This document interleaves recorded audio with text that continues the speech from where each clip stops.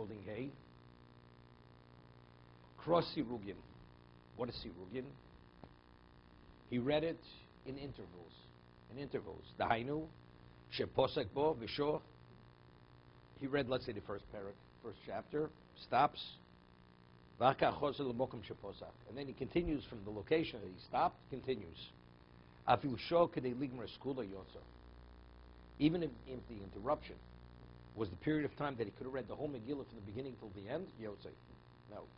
The halacha is, if a person, let's say, starts Behaaloscha Kriya Shema, then he has to go out to do his bodily functions. And normally from Yotzei Moras till Gol Yisrael takes you maximum 5 minutes. And you're out for 10 minutes. The halacha is you have to start from the beginning of Behaaloscha Kriya Shema again. That's considered a hefsek. If the interruption is Yochel Ligmer Skula, that you could have completed the full Behaaloscha Kriya Shema, although you didn't speak.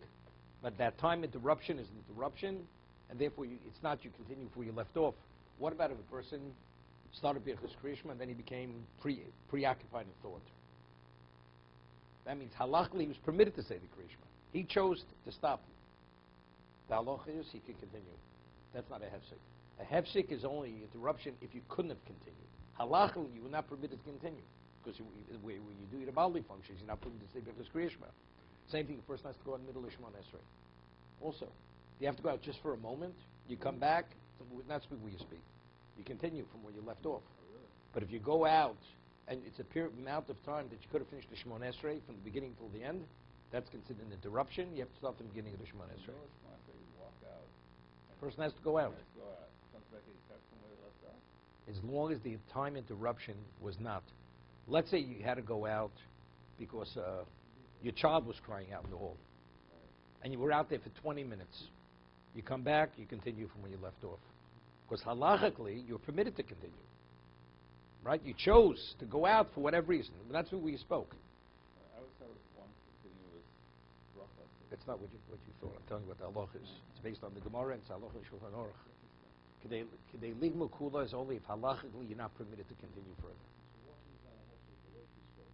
Speaking something else. I'm not speaking, you speak. If you spoke and you weren't permitted to speak, you weren't permitted to speak. You were not permitted to speak. Let's say it was a question of pikuach nefesh. So you have no choice, you have to speak. You were not permitted to say that. It's a hefsek. You had to go, then you had to speak. That's not an interruption. But if you didn't have to speak, if you couldn't cry outside, you go out and calm it down by talking. Yeah, that's a hefsek. That's a hefsek. That's a hefsek. We're talking about time interruption. So there's a Behaaloscha, he has a shaila, he brings, there's an argument. Let's say a person, he had no choice, he had to interrupt, which may be similar to a doctor interrupting, where a person was actually, he was robbed. And he had no choice. I mean, if he wouldn't have given over the money, he would have been killed. So he's an onus. So it's not, it was his choice not to continue. If it's your choice, even if your child is crying, it's your choice. Go out, calm him, let him cry, you're slightly distracted, you continue. That's your choice. But let's say you had no choice. You couldn't have, that's the question. Is it a halachic issue where you're not permitted to continue? Or you couldn't have continued? Right? If you couldn't have, that's the question. If you could have continued, you chose not to continue, and where you didn't speak, then it's not a hefsek. Of course, it's not a lechatchila. I mean, you're supposed to continue without even a time interruption. You should not. It's like we speak, a person washes, says, Atil Shedayim, you should say the motzi immediately. Let's say you didn't speak and you waited 5 minutes before you said the motzi. You say the motzi. Did he do the right thing? He didn't do the right thing. But it's not a hefsek. It's called a time delay. It's not what we call lechatchila. It's not the preferable way to do it. Same thing. You should continue and be engaged continuously in the Shemona Esrei. So hefsek is when you're forced to hefsek. Well, so that's the question. Is it a halachic hefsek? I mean, like when you do your bodily functions, halach, you're not permitted to say the Kriya Shema. You're not permitted to say the Shemona Esrei. Or you had no choice, you couldn't have, because of the circumstance. So that's a question. It's a question. I think he comes out over there that if it's a circumstance, not halacha, it's not a hefsek. It's not a hefsek. See, so we're saying regarding Megillah, that if you read it in intervals, and he says, what intervals? You read part of it, you stop, and then you continue from the location where you left off. He says, even if the amount of time that the pause was the equivalent, you could have read the whole Megillah from the beginning till then, Yotzei. He's not saying this is l'chatchila. He's not saying this is a preferable situation.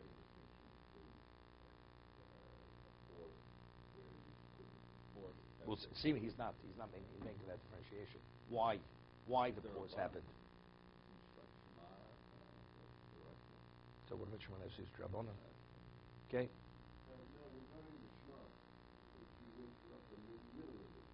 No question you have to start the word.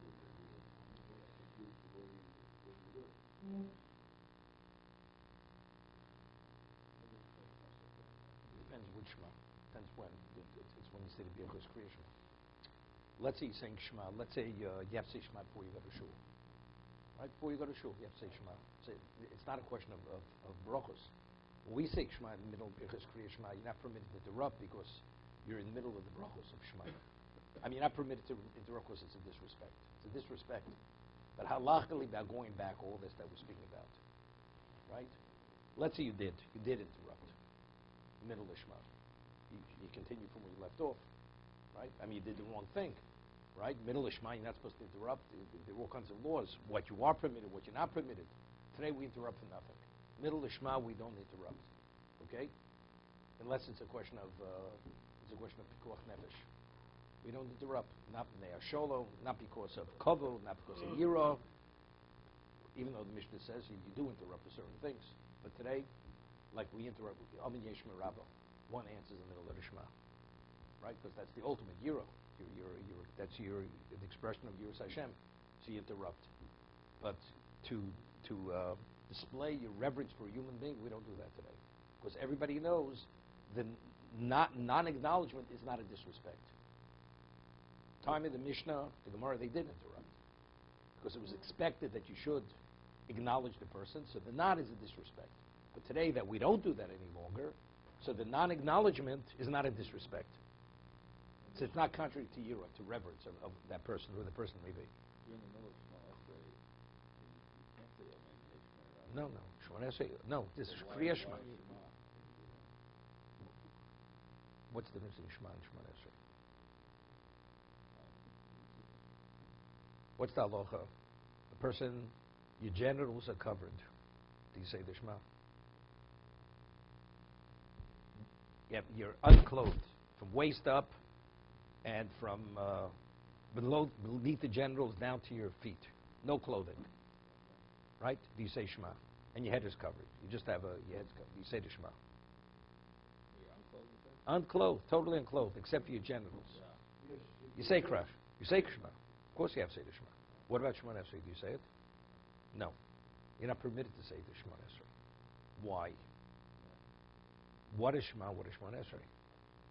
Shema is only a declaration of your belief. Shemon Esrei, having an audience with God. To stand in an unclothed state in the presence of Hashem, that's omid l'fnim, it's a disrespect. Even the Shema is from the Torah. It has nothing to do with it. It's a whole different concept. One is a declaration of belief. The other is you're speaking to God. You don't speak to regard it in an unclothed state. It's a disrespect. So one doesn't say the Shemon Esrei for that reason. So therefore, for Shemon Esrei, you don't interrupt for anything. Omi B'fnei, the Gemara tells over, there's a story in the Gemara. There was a person, his name was, Chasida, something Chasida. And he was in the middle of Shemon Esrei. And when in the middle of Shemon Esrei, a knight in armor comes riding by, and he dismounts, and the rabbi doesn't acknowledge him. He's infuriated, the knight in armor. And he says he's going to wait for the man to finish. When he finishes, then he's going to decapitate him. Okay? And he'll explain to him why he's going to kill him, because of the disrespect which he displayed by not acknowledging him as a knight. So he waits for him to finish. He says, I'm going to decapitate you. He says, why? He says, you didn't acknowledge me. Disrespect. He says, I want to ask you a question. He says, if you had an audience with the king, and the ambassador or minister would come, and in the middle of your conversation with the king, you would interrupt to speak to acknowledge the minister, what do you deserve? says, you deserve to be put to death. He says, I was engaged speaking to the Creator, to the King of Kings. It's not a disrespect to you, but it would have been disrespect to God. If I couldn't interrupt, he accepted what he said, got back on his horse, and he went his way. Okay? That's Omid Lifnei Melech. So when you stand before Hashem, you don't interrupt any, unless it's Pikuach Nefesh, you don't interrupt. You don't interrupt the Shemona Esrei. What? What do you mean any problem? No. No, there's certain things you do. Omen Yeshmei Rabbah. We're talking about Omen Yeshmei Rabbah. Oh, because there you're in the middle of the bracha, you can conclude the bracha. But I'm saying, let's say you're in the middle of the Shema. Omen Yeshmei Rabbah, you say Omen Yeshmei Rabbah. He didn't realize he was there. He didn't realize the night was there. Of course, if he would realize, he would have interrupted. So then why? There's a famous story. There's a book originally came where Moshe passed away about his father. His father was a Rav in Lithuania, Russia. The name of the city was Luban. That was the city. And Moshe became the Rav after his father passed away. He took over the Rabbanos in that city. His father was evidently, you don't have such a son unless the father was special. And his brothers were special. But Moshe had some brothers. And it was time of the Bolsheviks or whatever it was in those days. And his father was saying Shemona Esrei. And the Russians were rabid anti-Semites, the Lithuanians. And his father was davening Shemona Esrei. And the Russian put his rifle, his gun, next to his head. And he wanted to blow his head off. His father was totally oblivious. And every time he was about to pull the trigger, he bowed. He was unaware the man was standing behind him with his gun. And it happened multiple times. I think this doesn't make any sense. The man clearly doesn't even know I'm here. And as much as I try, and he wanted to shoot him in the head, not any part of his body. And because of that, he let him go. He let him alone. Because he saw he was a holy man. Okay? Yeah. But according to that, if you interrupt during the Shemona Esrei before you're trying to share it, why should you not start all over again? You're interrupting your audience. Two different things, two different questions. Are you permitted to interrupt? Firstly, you didn't speak. You didn't speak. Did you? So that's a separate halacha. There's a halacha that if a person is distracted from a Shemona Esrei, that you can't concentrate, you're permitted to, let's say, to walk. Let's say you're in a location where people are speaking. You can't concentrate. Impossible. You could walk away, even though you're not supposed to walk in the middle of Shema. You could walk to another location and finish somewhere else. Because it's interfering. You can't. So if your child is crying in the hall and it's distracting you, even though you're interrupting your audience. but it's not a disrespect because you can't continue. That's not a disrespect. It's not I'm interrupting to acknowledge someone else. That's respect. But a fourth hesed, then he's saying But that's a different concept. That's where the interruption was to a point where you had no choice. You had to interrupt, like you were held up. And the period of time that you interrupted, you could have finished. That's a question. Of course, it's not a halachic interruption, but it's factually you couldn't continue. So there's a question: do you have to start from the beginning? If the pause was the equivalent, you could have said the whole Shemona Esrei.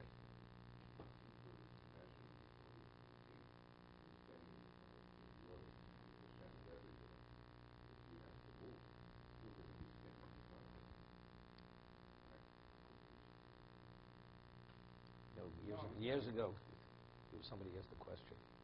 He says this person was a naturalist. He was one of them, a very bright guy. He says, what, God doesn't see you in a naked state? You think the clothing make a difference to God? So just the opposite. You should stand before God in a more natural state. What do you have to have all these covers? No, it's the way the answer is the way we perceive it. From God's point of view, of course he sees you in what you are. Right, but how do you stand? Of course God's all over, but when you're having that audience here, you don't go elsewhere. It's a disrespect. That's what I see. Therefore, you don't even step out of your location until you're finished, until the audience is over.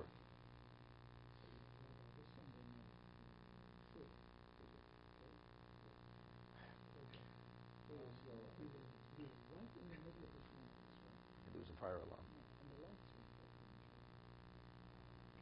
And it was dark. Now, for me, I didn't have a problem because I had no problem. And it occurred to me, should I step out and see if I could turn on the light? I didn't. But would I be permitted in that case to step out No. and see if I could No, switch on the no, light? no, no. You weren't permitted. Because I'm only sure maybe there's If something if you couldn't continue davening, personally, then you could have put on the lights.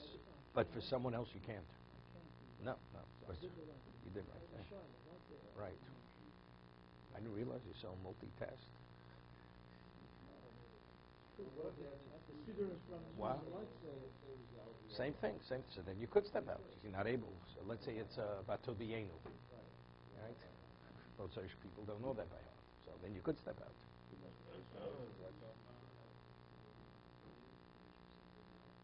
No, not the same.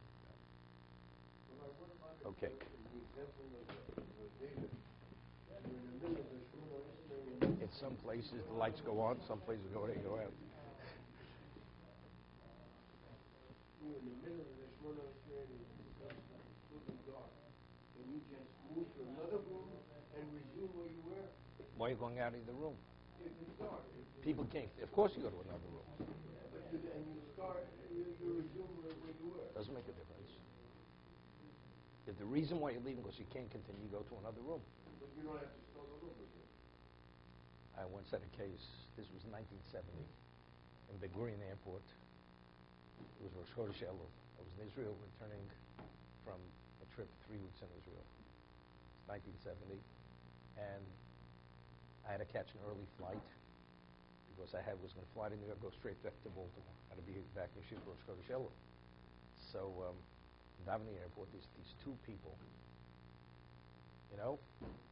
I'm middle of they're standing in front of my face, having a regular conversation. They see him standing, and I'm in the shul. It's not I'm infringing on their turf.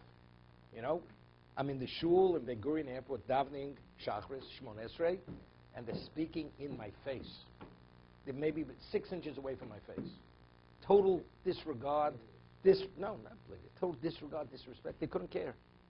So I finished what I was saying. I said to them, don't you people have any respect? You see him saying Shmon Esrei.